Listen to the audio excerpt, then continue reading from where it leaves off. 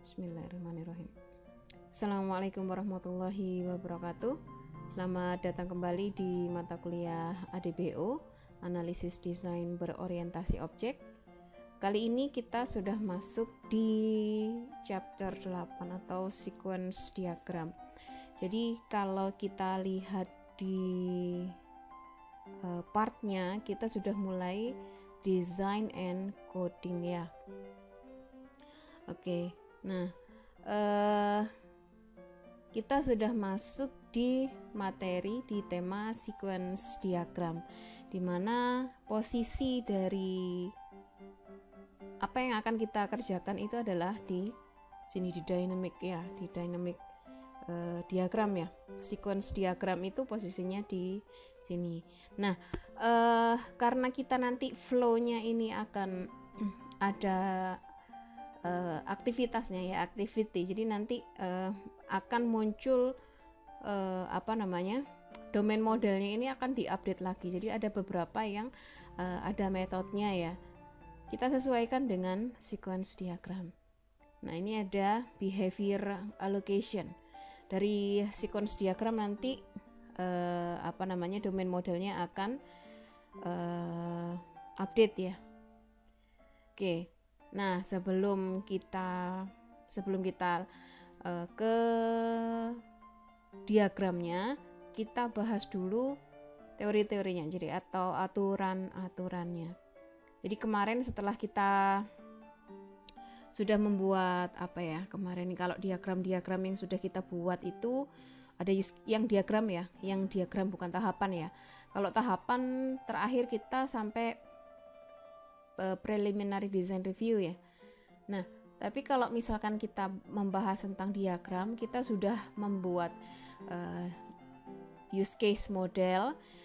Beberapa minggu yang lalu kita bahas yang terakhir adalah robustness diagram, di mana setiap kali kita membuat diagram, domain model selalu dicek lagi dengan kebutuhan awal.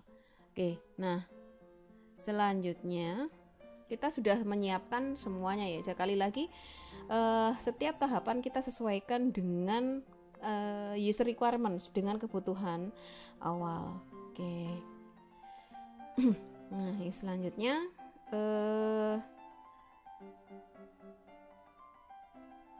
nah ini setelah Anda menyelesaikan analisis robustness dan sudah menyelesaikan PDR atau Preliminary Design Review, sekarang saatnya effort untuk detail design.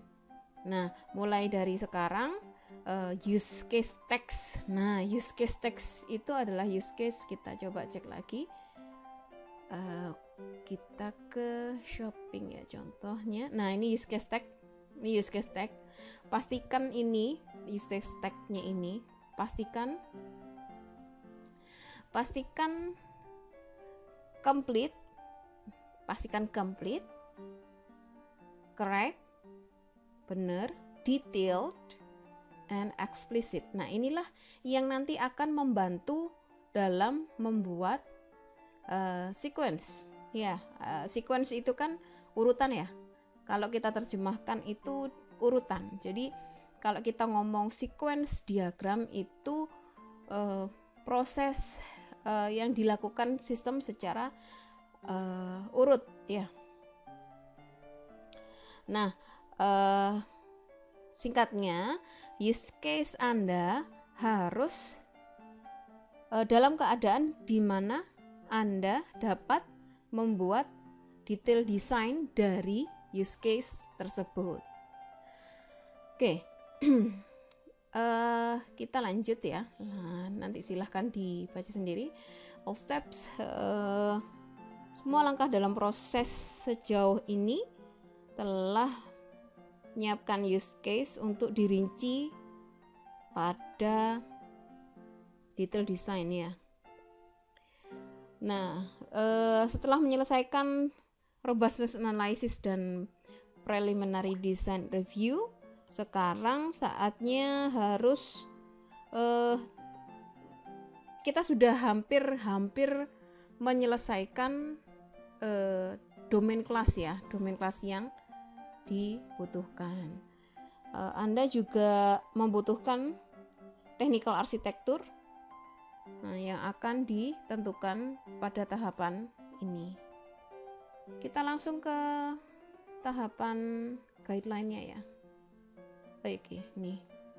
Sequence diagram and detailed OOD, object oriented design. Oke. Jadi jika Anda menganggap bahwa detail design itu adalah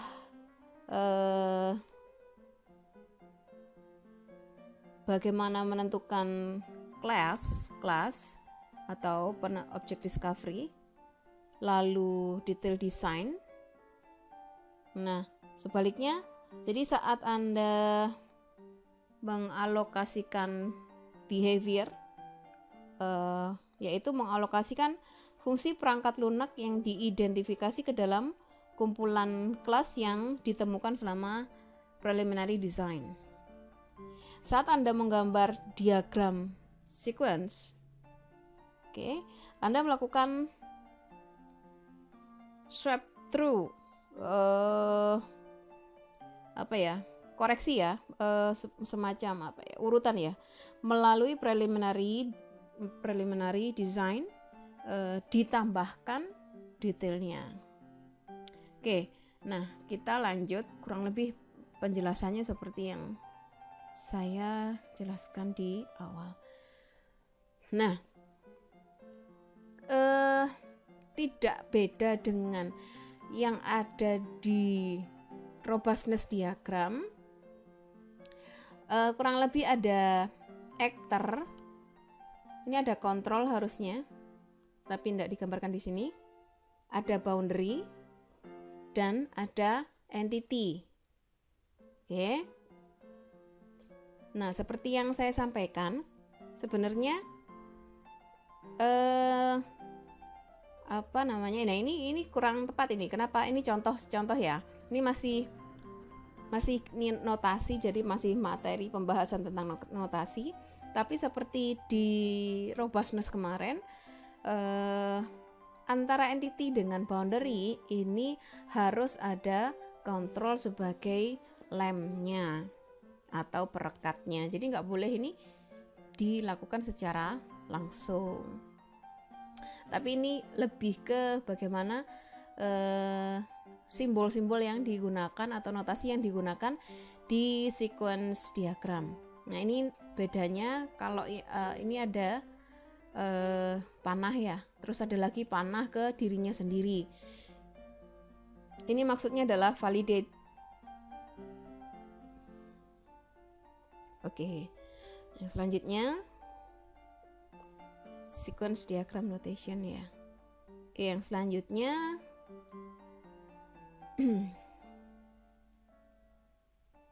ini penjelasannya kurang lebih sama seperti yang ada di robustness ya, sama seperti yang ada di robustness. Nah, sequence diagram in theory. Jadi kalau kita membahas tentang guideline, kita coba baca dulu. Understand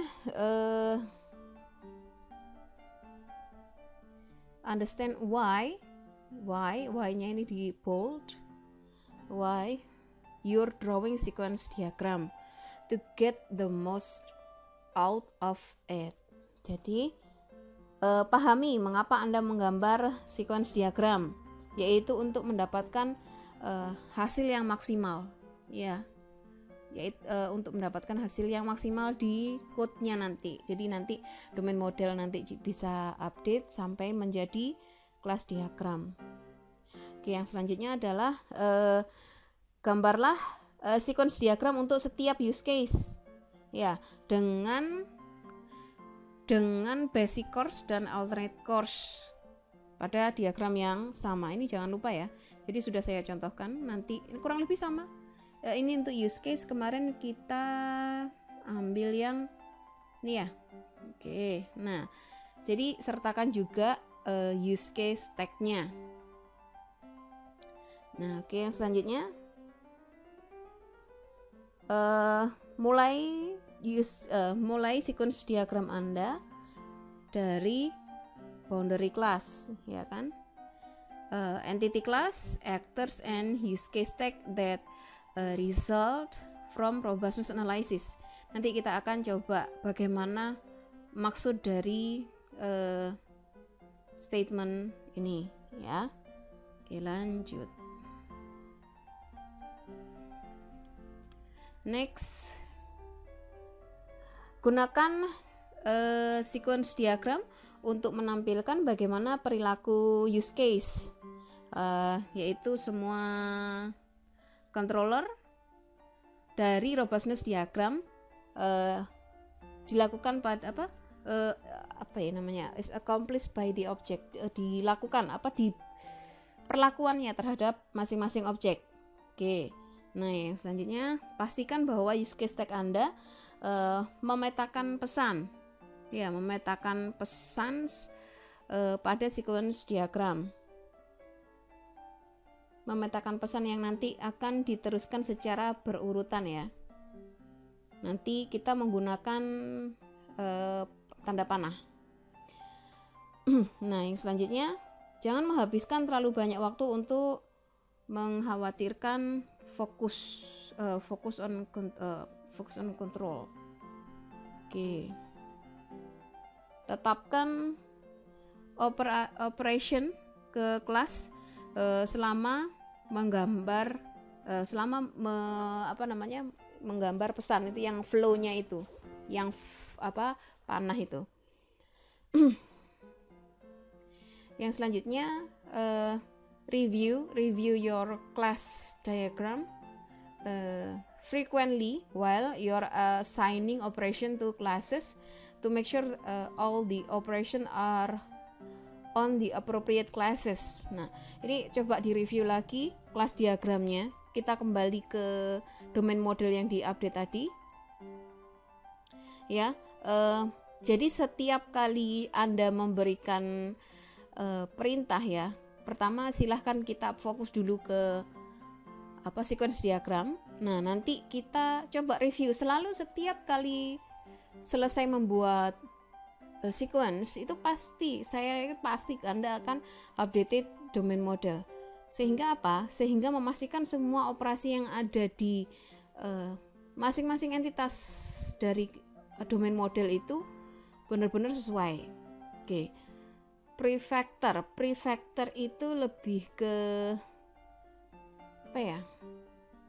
membuat, ya. Oh ya, jadi siapkan desain Anda pada sequence diagram, siapkan desain dari code-nya, istilahnya lebih kalau bahasa Indonesia siapkan, atau istilahnya sketsa dari nanti ini codingnya seperti apa.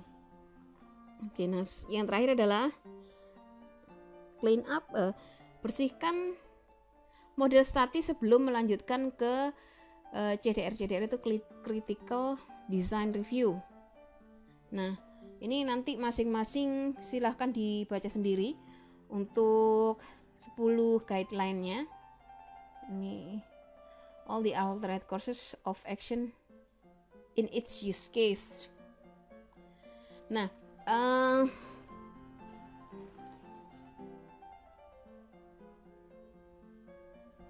jadi ini hati-hati ya kalau membahas tentang alternate, ya.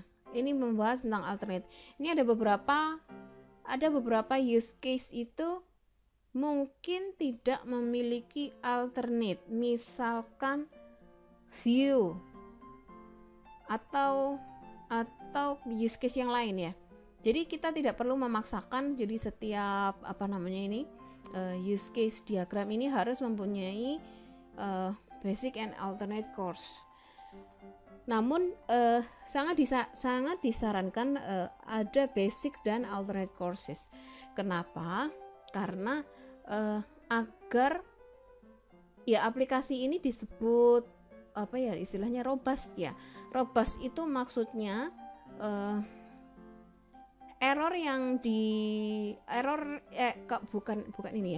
kesalahan itu bisa ditangani, bukan mengakibatkan error aplikasi. Karena kalau misalkan kita membuat aplikasi itu kalau misalkan kita tanpa lakukan error handling, end user yang akan menggunakan itu belum tentu orang yang memahami IT. Karena kalau misalkan seperti itu, misalkan ada sebuah kesalahan terus langsung aplikasi tersebut langsung close atau seperti apa, mereka akan kebingungan kalau misalkan kita tidak menghandle permasalahan tersebut. Jadi sebaiknya ada alternate course kalau misalkan ada kegiatan yang perlu kita handle errornya. Oke, kita kembali dulu di teorinya. Next. Nanti mungkin kita akan coba ya dari yang sudah. Oke, nah ini kita kemarin untuk yang showed ini yang sementara ini pakai ini ya, kemarin sementara kan kita pakai yang ini. Nah, jadi coba kita cek untuk yang di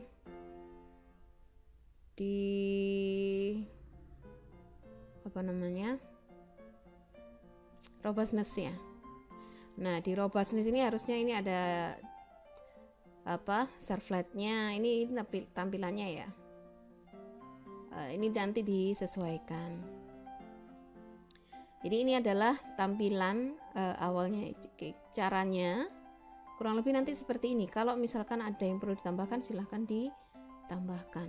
Nah, permasalahannya adalah usahakan robustness ini sesuai dengan sequence ya. Kalau misalkan tidak sama dengan sequence, itu pertanyaannya adalah ini kan draft awal. Berarti draft awalnya ini tidak sesuai dengan yang kita buat. Kita coba contoh kita akan buat sequence diagram ya. Kita coba diagram dulu. Sequence diagram. Oke, nah jangan lupa tetap ditambahkan basic course, alternate course. Ini kita bisa copy.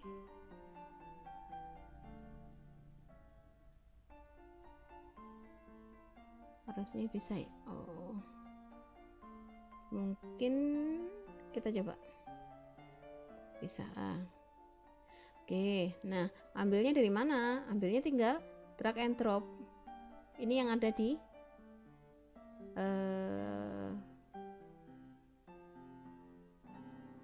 robustness. Nah, terus ini boundary. Terus ini kalau yang di sini contohnya kan ada boundary. Ada 2 boundary yang sebelum controller ya. Jadi ini adalah dispatcher servlet karena dia menggunakan servlet ya. Ini contoh misalkan dari customer, dia melakukan atau dia menghandlenya dari enter homepage URL. Nah, dihandle oleh dispatcher. Nah, nanti dari dispatcher dilempar ke controllernya, ke home controllernya, model and view. Nah, model and view. Jadi ini sudah muncul MV. C-nya kan belum. Controllernya. Nah, ini adalah controllernya. Model and view. Nah, ini model dan view-nya ngapain? Ini dia menghandle request dari enter URL. Nah, ini ada parameternya adalah request, parameter inputan request, dan bagaimana sistem meresponnya. Dari controller home controller, dia masuk atau memanggil entity dari home model and view untuk tampilan untuk entitas bagaimana apa namanya di entitas home ya. Nah, selanjutnya yaitu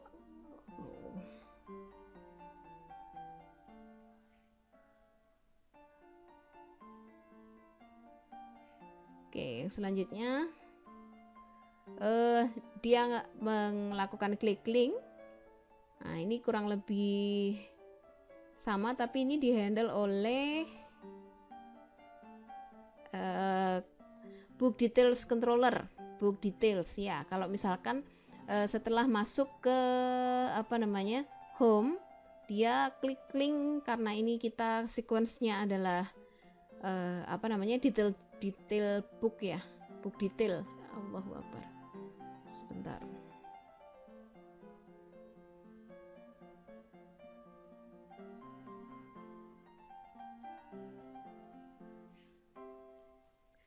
Book detail. Nah, ini book detail ya. Karena ini adalah sequence diagram dari book detail, show book details. Nah, setelah diklik sudah masuk ke home-nya, sudah sukses masuk ke home, maka dia mencari book ya, book ID. Dia mencari book ya. Terus dihandle oleh controller dan dia mencari di entity ini retrieve book from database and populate fields. Oke, nah kurang lebih seperti itu. Urutannya ini ada new book details ya. Ini kalau misalkan ada detail ini new, ada book details. Kalau misalkan ada yang baru, dia masuk ke model and view. Nah, selanjutnya kalau misalkan dia ada datanya, dia mengembalikan ketampilan homepage di servlet tadi ya. Nih. Terus dari servlet ditampilkan ke GUI-nya di JSP-nya book details. Ini kalau misalkan ada datanya. Dari mengambil data yang ada di model and view, si controllernya dia melemparkan hasil di dispatcher servlet. Nah, yang selanjutnya dari dispatcher dilempar lagi ke book details untuk yang JSP. Sehingga apa? Sehingga yang dilihat oleh customer ini dari tampilan hasil yang di handle oleh di book details JSP. Sedangkan kalau misalkan datanya tidak ditemukan, maka akan menampilkan error di yang menghandle apa? Yang menghandle adalah boundary dari book details not found JSP. Oke, kurang lebih seperti itu. Ini kita tinggal cek lagi di sini di use case tag-nya. The customer type in the URL for the bookstore's homepage which the system displays. Nah, ini satu paragraf ini menjelaskan sampai dengan sini. Nah, yang selanjutnya, then the customers click a link to view a book. Jadi dia mengeklik link untuk melihat buku. The system retrieves the book details. Jadi dapatnya dari mana? Dapatnya dari entity and display the book details screen. Yang selanjutnya adalah ini yang benar. Ini yang sudah selesai, berarti kalau ada dia menampilkan, kalau enggak, nah kita baca yang alternate-nya. Alternate courses, book not found. Jadi alternate course-nya ini adalah kalau misalkan book detailsnya enggak ketemu. Nah, ini ditampilkan error. Jadi jangan dikosongkan saja. Dia menampilkan pesan the system displays a book details not found screen. Jadi ditampilkan di boundary dari alternate course-nya. Oke, nah kita coba ya. Nah, yang selanjutnya misalkan ada dua boundary. Ada dua boundary, ini contohnya ya. Ini objek 1, objek 5 boundary ya ini. Nah, yang selanjutnya ada controller. Nah, ini oke. Ada control. Ini contoh sederhana ya. Nanti sesuaikan dengan studi kasus dari masing-masing tugas Anda. Ini adalah controllernya. Kita coba cek controllernya ada berapa. Controllernya ada 2. Kita coba sesuaikan. Controllernya ada 2. Dan misalkan kita bahas tentang entity, kita bahas entity. Ini memang nggak sama, tapi nanti sekali lagi tolong sesuaikan dengan studi kasus Anda. Lanjut. Oke, nah ini kalau misalkan Anda, nah ini message-nya apa?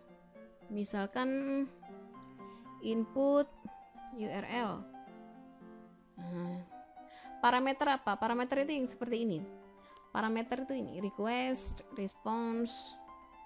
Oke, kalau misalkan enggak pakai parameter, enggak semuanya harus pakai parameter. Enggak semua inputan, enggak semua perintah itu harus pakai parameter.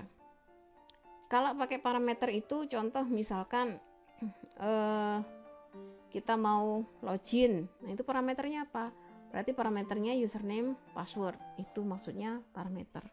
Tapi kalau misalkan kita parameternya apa? Kalau misalkan kita melakukan klik link, ya enggak ada. Kalau misalkan kita cuman klik linknya. Oke. Yang selanjutnya misalkan dari ini sebentar. Ini kalau ke dirinya sendiri ya. Ini ini hati-hati sekali lagi. Ini adalah sequence. Jadi kalau misalkan seperti ini berarti urutannya kebalik.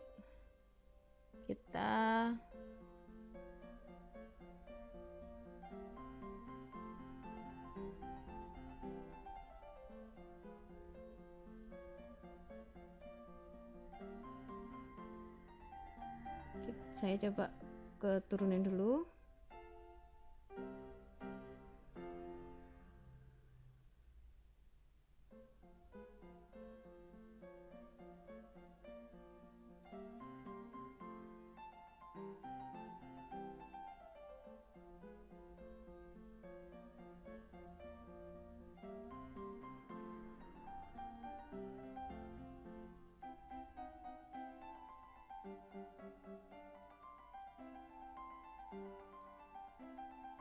Oke. Nah, ini kalau oke. Kita coba dari objek ke dari boundary ke controller. Nah, oke. Ini apa tadi? MV misalkan MV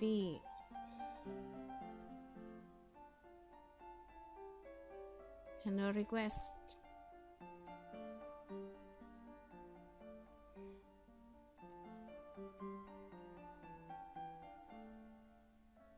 Inputannya berupa request sama response.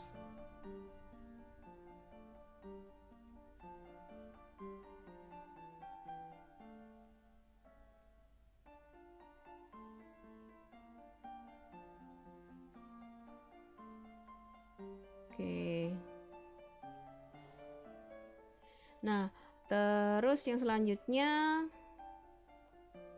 dari controller ke entity, dari controller ke entity, dari controller ke entity. Oke. Ini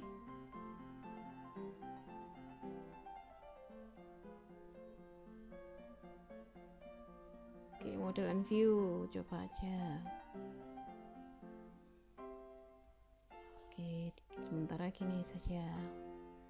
Nah, tadi yang Bu bagaimana kalau misalkan ke dirinya sendiri. Oke, ini contohnya ke dirinya sendiri. Ini validate. Jadi validasi datanya. Oke. Dan silahkan dilanjut lagi. Jadi Bu boleh enggak Bu untuk alternate course-nya ini saya agak enter sehingga nanti akan muncul di sini. Nah, ini kita coba contoh. Kita berikan warna merah. Nah, sehingga errornya apa ini nanti. Nah, kita coba perhatikan.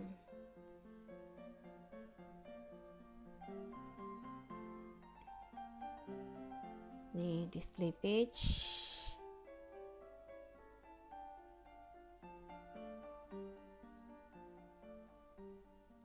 Ini servlet ya, dari servlet ya. Ini harusnya kalau bukan servlet ini tidak bisa dari apa namanya, jangan dicontoh ya ini karena dia ini servlet ya.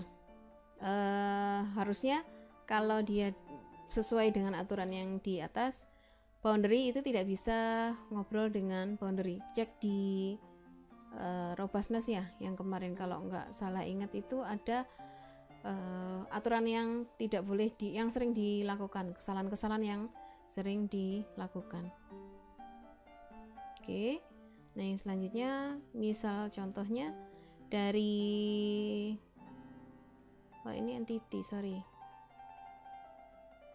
Ini harusnya maksud saya tadi ini ke entity, cuman saya tadi tidak lihat kalau dia controller. Ya, kita coba dulu dari controller ke entity. Nah, ini. Nah, selanjutnya saya mau tampilkan dari controller ke tampilan.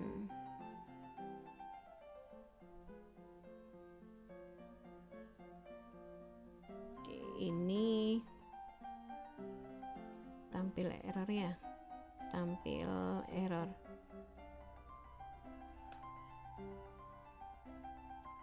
Nah, ini kalau misalkan kalian sesuaikan ini urutannya, berarti Bu boleh tulisannya saya buat merah. Ini tulisannya ya. Oke, nggak masalah.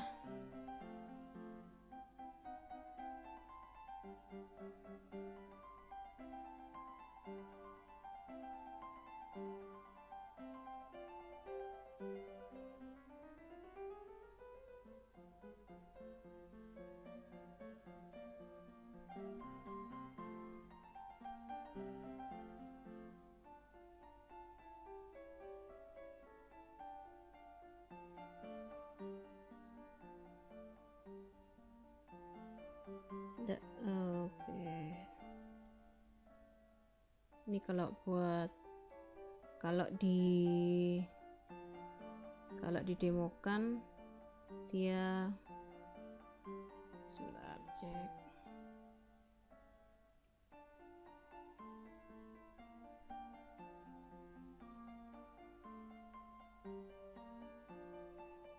Oke, nggak mau. Oke, nanti coba dicek kembali. Ini mungkin saya yang lupa ya. Silahkan mungkin kalau kalian nyoba-nyoba, oh Bu, lewat sini untuk mengganti warna merah. Oke, terima kasih. Jadi ini saya sudah lupa bagaimana menggantinya, tapi coba, nggak bisa, ini punyanya objek. Oke, sementara itu aja dulu. Jadi nanti silahkan kalau Anda mau mencoba untuk mengubah teksnya menjadi merah. Oke. Nah, yang selanjutnya kita coba cek benar sudah sesuai atau belum. Jadi penjelasannya yang 10 sampai 1 ya, 10 guideline tadi.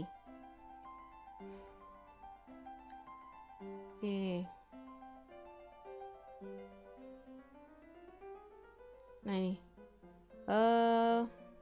aturan-aturan yang ada di robustness itu juga sebenarnya berlaku juga di sequence diagram ya. Jadi aturan-aturannya kita gunakan juga di sequence diagram. Nah, seperti yang saya sampaikan tadi, jadi di sini mungkin ada beberapa muncul set get ya. Kalau misalkan Anda masih ingat pelajaran bahasa pemrograman, kalian pasti memahami bagaimana apakah saya set itu di mananya. Apakah saat saya panah ke sini nih saya set atau saya get. Nah, ini coba balik lagi, kita mengingat-ingat lagi posisi set get itu di mana. Nah, kita coba mempelajari lagi, mengingat kembali bahasa pemrograman yang mungkin sudah lewat beberapa semester yang lalu. Jadi yang selanjutnya nanti insya Allah kita review lagi. Kita coba cek lagi langkah-langkahnya apa.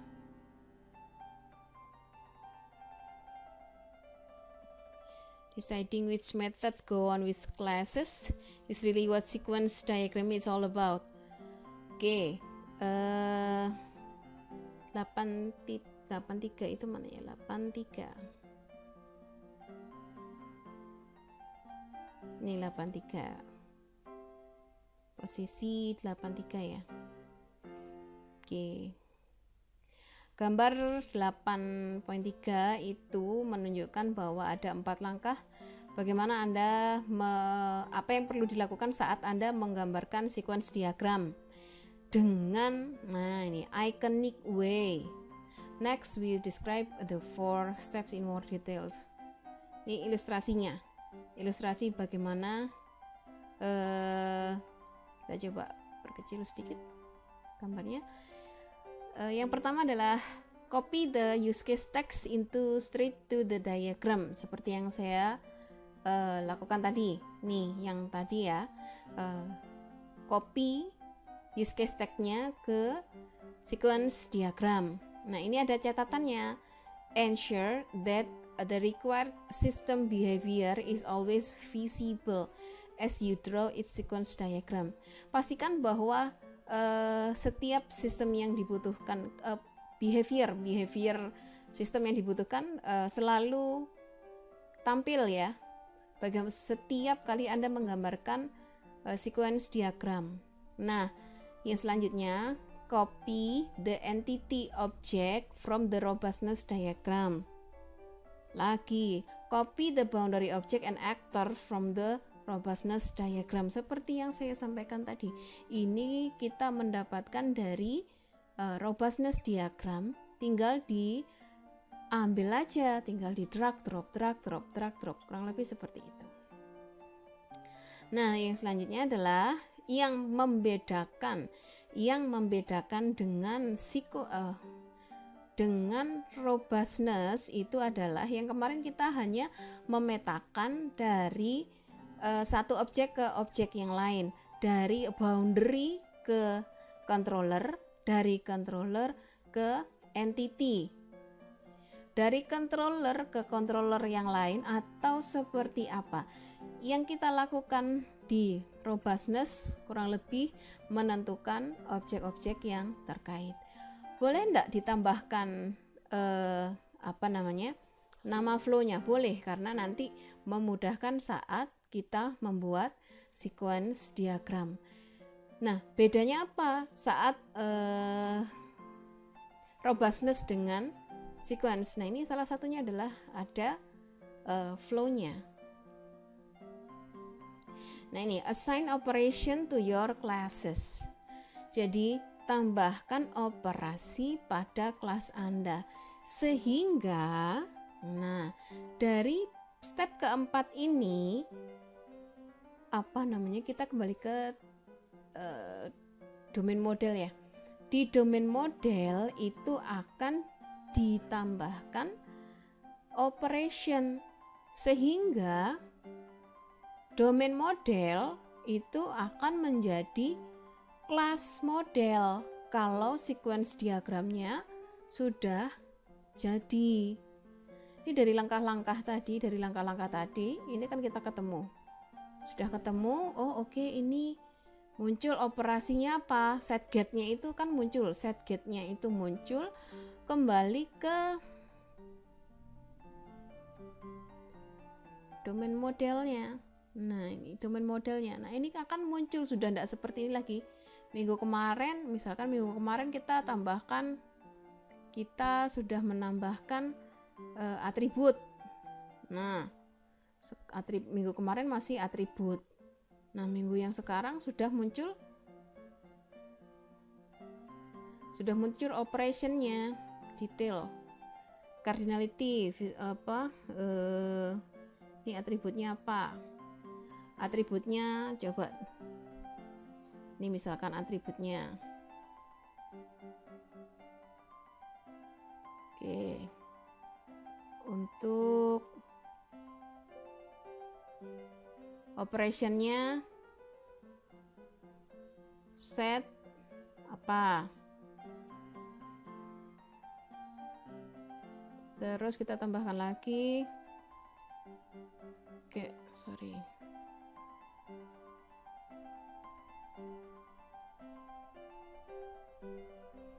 Get. Returnnya apa?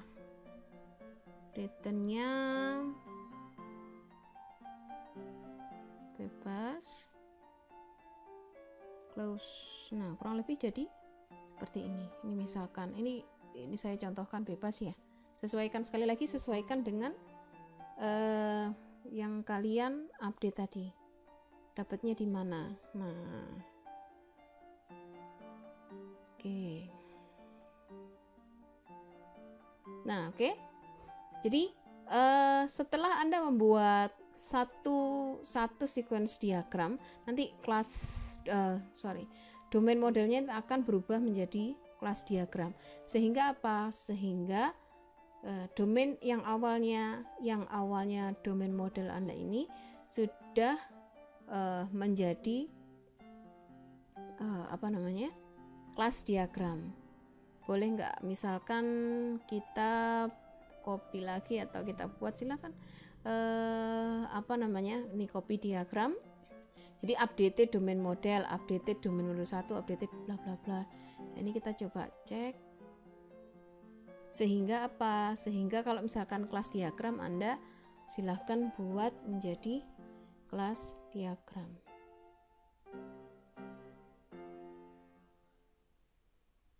Letakkan di sini.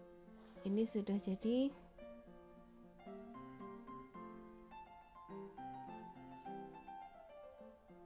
Ini yang sudah. Nah, jadi kan nanti mungkin updated domain model PDR, updated domain model yang kemarin design review, beberapa tahapan ini kan.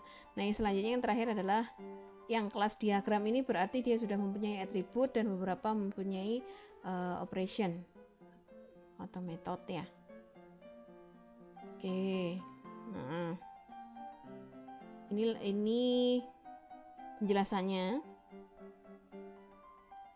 Nih di copy paste seperti yang saya contohkan tadi. Ini juga entity model dari robustness jadi sequence. Dari sequence domain kelasnya jadi ini begitu dari robustness ditambah atribut, terus dari sequence ke domain kelasnya jadi tambah operation, sudah selesai jadi kelas diagram. Oke. Ini how your entity object involved into fulfilled classes. Ini added to the diagram, the class diagram, the entire object becomes. Ini kan ada entity object, ya kan? Ini ada entity object. Ini kurang lebih nanti akan menjadi domain kelasnya. Ditambahkan atribut dari mana? Dari robustness diagram. Ditambahkan operationnya dari mana? Dari sequence diagram. Oke. Sebenarnya dari tahapan-tahapan yang dijelaskan di Iconic ini jelas, tinggal disesuaikan dengan studi kasus studi kasus yang Anda angkat ya. Oh ya, sekali lagi untuk pemilihan studi kasus semakin Anda bisa menjelaskan aplikasi yang lebih ke ya standar lah, ya standar ya mungkin nilainya akan full. Tapi kalau misalkan aplikasinya itu terlalu simple dan Anda akhirnya malah bingung bagaimana mendesainnya, maka nilainya pun juga akan simple, nilainya pun juga akan sederhana. Jadi usahakan cari studi kasus itu yang memang pas. Jadi jangan cari yang terlalu kompleks, jangan juga cari yang terlalu mudah, yang sesuai dengan porsinya Anda saja.